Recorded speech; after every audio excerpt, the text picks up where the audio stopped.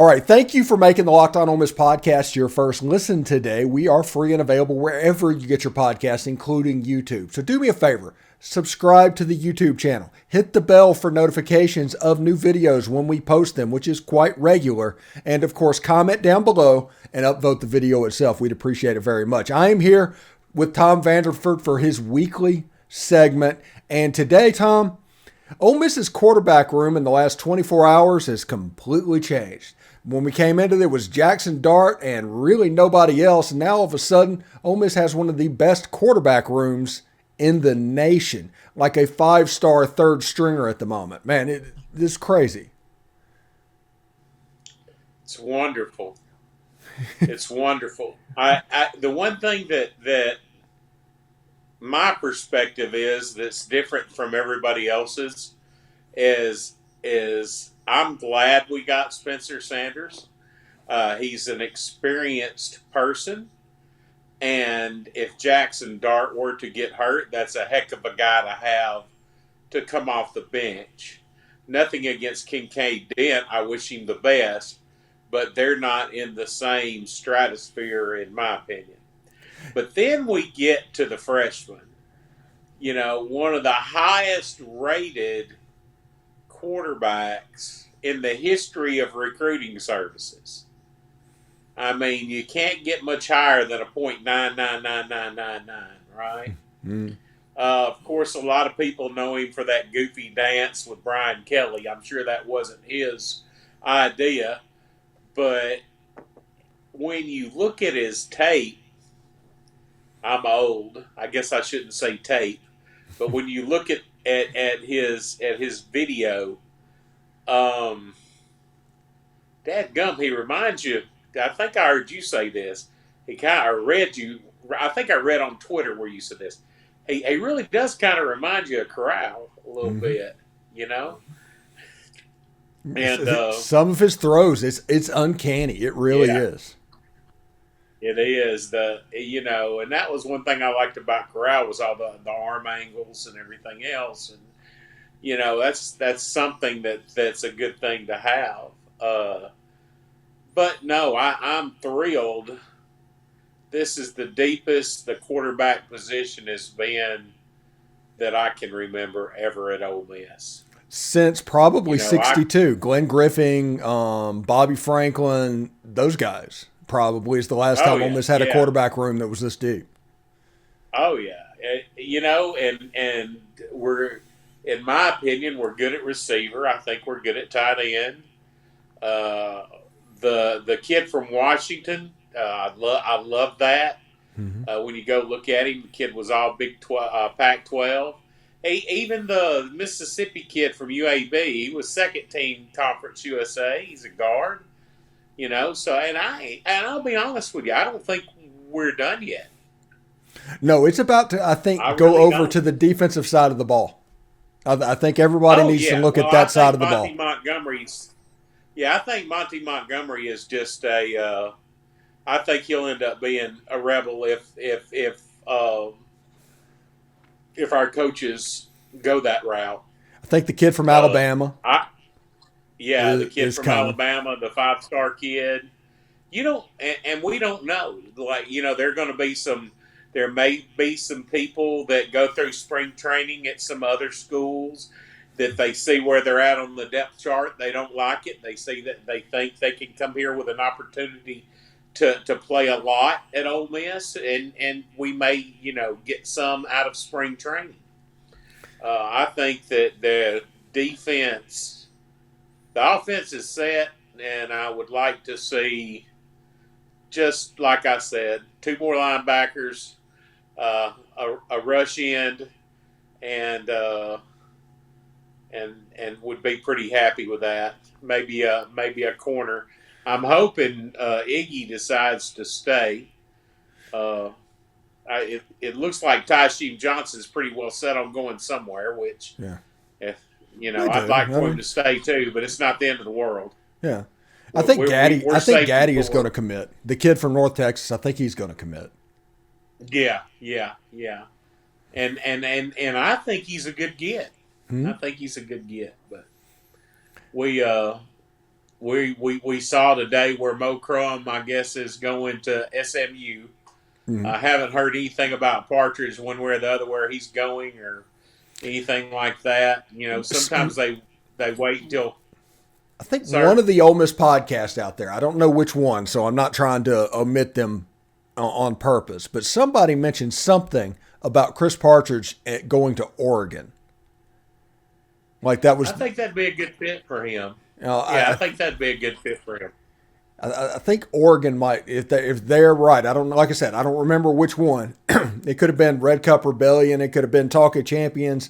It could have been, whatever the Oxford Exxon podcast is talking about. It could have been any of those.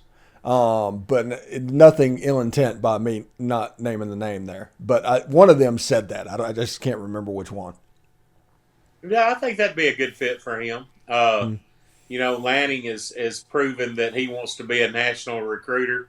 He dipped into Mississippi and got Dante Dowdell, and he that would be a good fit for him, I think. I'm starting to like what I see. I see a heavy Alabama flavor to our defense as far as either coached there or played there, and I think they're. We could be a lot worse off than Alabama people, right? They usually have a really good defense. But I did notice after seeing what you did, I noticed that when he was at UTSA, he played a lot of different fronts when he was at DC. I think I saw 4-2-5. I saw all kinds of stuff. So yeah, I watched 4 games today. I watched 4 games of UTSA from 2016 and 2017. And offensively, UTSA wasn't the jam. That was a painful watch when they were on offense. But defensively, that was a scheme that attacked. And it matched up on the personnel. If you wanted to line up in 12 personnel or 22 personnel, hey, he's going to go out there in a basically 3-4, which with a traditional 5-man front with both of the ends on the line. But if you wanted to get in the shotgun and spread it out and play where 10 personnel or something like that, he would go into a 4-2-5. Sometimes it would look like a 4-1-6. And he had the ability to bounce around to all of that. It was pretty cool. And I looked at it and I looked at everybody's like, what are we going to do with defensive linemen? How are we going to handle that with defensive linemen? Well, you watch 2 seconds of UTSA play and you go, okay, Cedric Johnson, Jared Ivey, J.J. Pegues, and Josh Harris as your starters. Now, you need to work on depth pieces behind that, but we can get a 2 deep off of that list. I mean, we have the people, Jamon Gordon can play in there. Xavier Harris at nose guard. Right. At the end position, it could be true, but we have Kari Coleman who has experience in a 4-man D-line front. So him and Cedric Johnson can alternate based on pass rush packages and things like that. Basically, what we need is Tywan Malone to stay, and we haven't heard any rumors that he was leaving. And he plays the strong side defensive end. Yeah, strong side defensive end behind Jared Ivey, and then you have a 2 deep on the defensive line. And honestly, is pretty good. It is. It is. And, you move back to linebacker. We've lost some in the portal. I don't count them lost just because they entered the portal, but we have a lot that have entered the portal. But you mentioned Kari Coleman, he could play outside if he had to. Perkins is going to be an instant starter. He's 5-star talent. He's going to play or at least be in the 2 deep. And Jean Baptiste, of course, is gonna be one of your big linebackers. And I think they're recruiting the other linebacker on campus. May end up coming to Ole Miss and the kid from Alabama. And that would be the other. You're fine. Yeah, then you're golden. Yeah, and you've got quarterbacks and safeties all over the place. The defense personnel, fine. Now the question is, and I made this tweet today. There are so many toys on this offense right now that everybody's going to focus on. But maximizing the defense moving forward is what the 2023 season will be about. If you maximize it, if it's a top 50 defense, 10-2 might not be an issue for this team. I agree. Seriously, even with our schedule. Yeah, if you have a top 50 defense with the skill position players they have offensively and the toys that Lane Kiffin's going to have to play with, this team's going to be fine. But if the defense struggles, that's where the wins and losses can kind of slip away, and you're looking at an 8-4, something like that. And I do think that as this defense gets better, this team's going to get better because I don't see any sign that the offense is going to slow down. This offense has so much talent right now. Oh my goodness. Even more so probably than last year. It's ridiculous. Yeah. The receivers, you know, they're going to be stacked. I don't think we're done yet there. You know, the kid from Buffalo, New York intrigues me. I know Jackson he's Jones? a preferred walk-on. He's a preferred walk-on, but, you know, any kid that can run a 4.340, you know, I automatically think, ooh, slot. Of course, you know, they say he's a wide receiver DB, but I hear 4.3 and I think slot. Yeah. I don't know. But I did see where Jalen Robinson entered the portal. Yeah, and he's one of those guys that he's supposed to be good, but we didn't see it. We didn't see it at all. I mean, you know, you go back to the big thing I remember out of him this year was when he made the kick catch goof up down around the goal line in the first game. Yeah, so you know, I don't know if that's that big of a deal.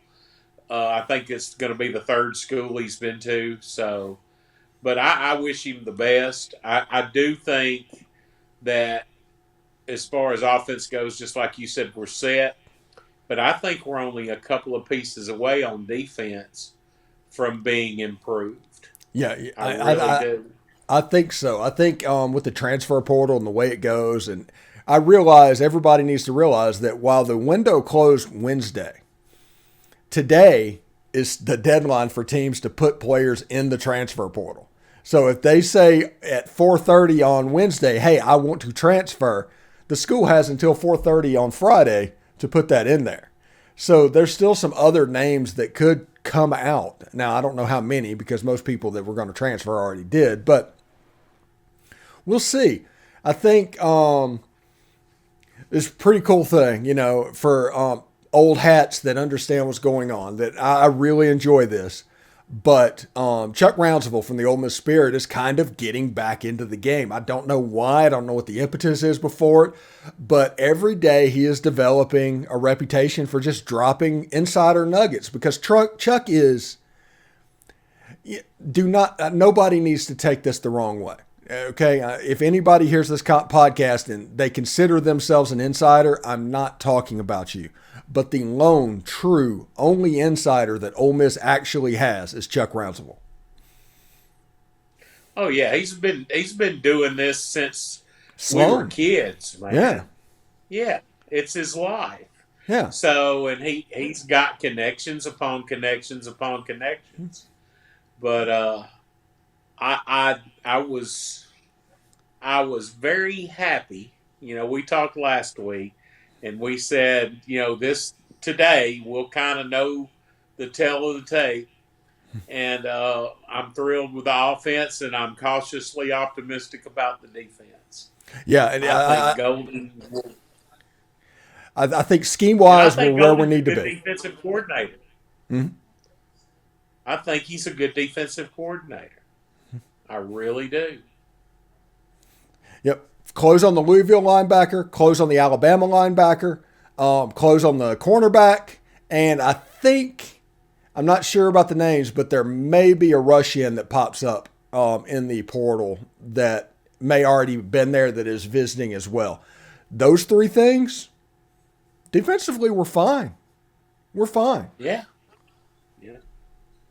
So yeah, it's exciting.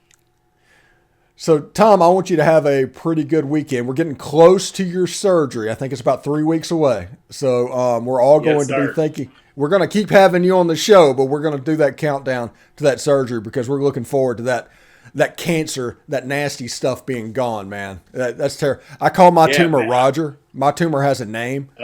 Because nobody, does anybody actually know a Roger that they like to have around? So I want Roger gone. So that's just. I let my granddaughter name my tumor when I first got diagnosed last April. Yeah. And she was 8 at the time, and she said, "Stupid." And I said, "Stupid?" She said, "Its name is Stupid." I said, "Why is its name Stupid?" She goes, "Because it's just stupid." So my tumor is named Stupid. Okay, so hopefully they take care of everything and you feel better. But like I said, we're going to do a countdown. We're going to have you on the next couple of weeks until you have your surgery. But what you do, you have to stay in the hospital and all that, so there might be a little bit of a break. But good luck. We're thinking about you. There will be. Yeah. We're thinking about you there. I appreciate it. No problem. Yes, and I want to let everybody know, thanks again for making the Locked On Ole Miss podcast your first listen every day. Make sure you check out our brand new podcast, Locked On College Basketball. It's everything you need to know about college basketball in one place. Plus, hear from big name experts, insiders, coaches, and players. It's Locked On College Basketball, available on YouTube and wherever you get your podcast. Tom, thanks again for a wonderful episode. I can't wait to put this one out. I think people will really enjoy it. But we'll see you next week, bud. Yes, sir. Hotty toddy. Hotty toddy.